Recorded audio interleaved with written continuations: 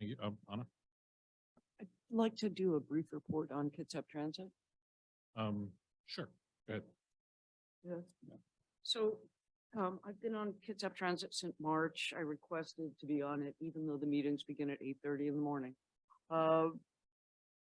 It's been a really interesting thing, and I would value any guidance from the rest of you on it, but, here are the things that I have brought up numerous times, and nobody else on the board is interested in them. For example, drivers for the first couple of years, maybe even 3 years, they'll like say start at North Base in the morning, and then they'll do a run, and then they'll have a few hours off, and then they'll go to South Base or Bremerton, or Charleston, and then do that. It's every time I've brought that up, it's almost like the senior people are proud of this. It's like, it'll make you it'll make you a better person or a better driver to do this. I've suggested raising, when they were having so much difficulty finding drivers, I've suggested raising rates of pay or increasing bonuses, and there also was no interest in doing that.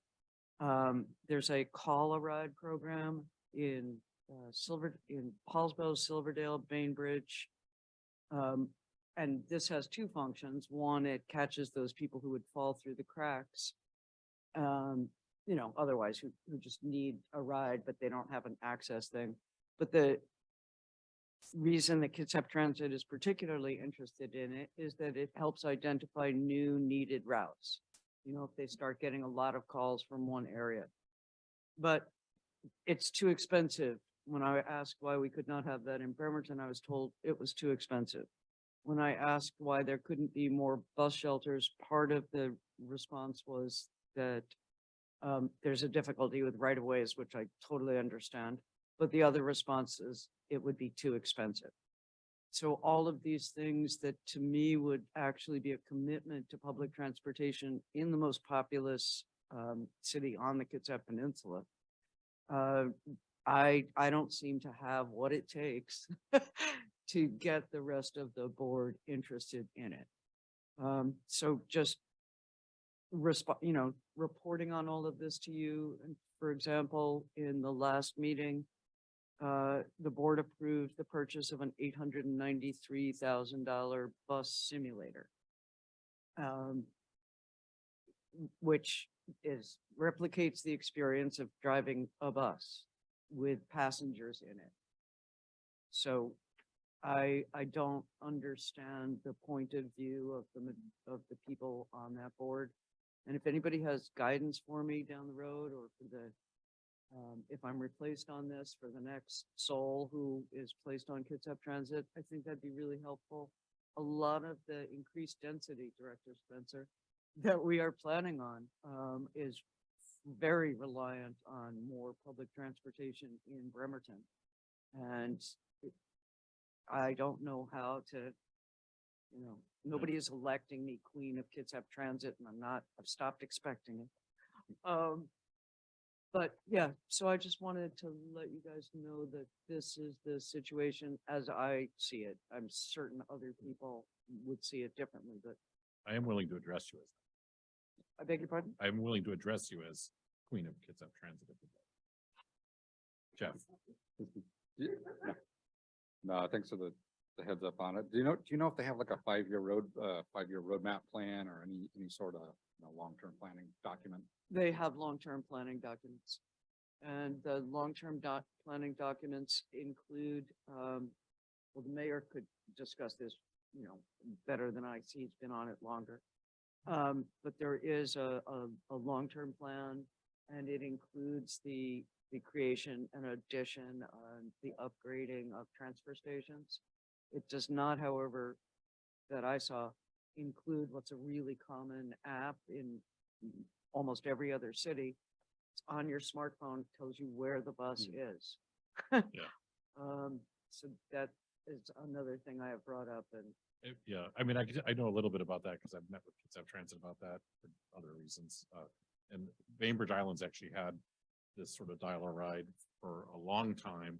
Now there's an app that's actually was developed by folks from Uber who started a company called Pingo. But it really was to cover like, you know, areas where there's more rural and it doesn't make sense to have buses driving around. And, you know, we probably have the most robust bus service, not that it's enough by any means. So actually, I want to kind of shotgun the mayor here a little bit to just give a little insight, because I haven't served on the Kitsap Transit Board, and obviously you've got some history on your time on council as well.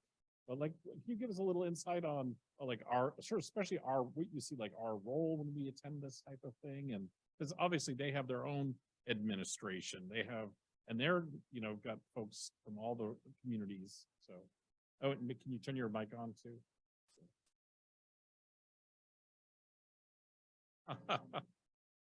Well, and it takes, I mean, and I'm not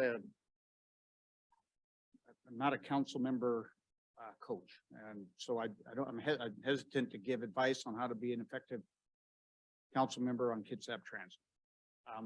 I can just, speak on that myself, after learning, about the agency, I was able to mobilize them and mobilize an entire region to support backfilling fast ferries. And that just took time to learn how transit operates, learn their business without telling them, and you know, just trying to understand and learn and build relationships with all of our regional partners. Sunday service is coming. The transit does have strategies in place to recruit drivers. The comprehensive plan covers quite a bit of your concerns. The circulator route I'm very interested in, which is in their long range plan. We, you know, obviously it's political because we're elected officials, so we have to, as Bremertonians, how do we get that to the top? So that's, I can share with you that, you know, that's something I want to see, and it's something we've had. Back in the day, we used to have a route that served us like that. So we can do it again. And other than that, let's just keep working together. Yeah.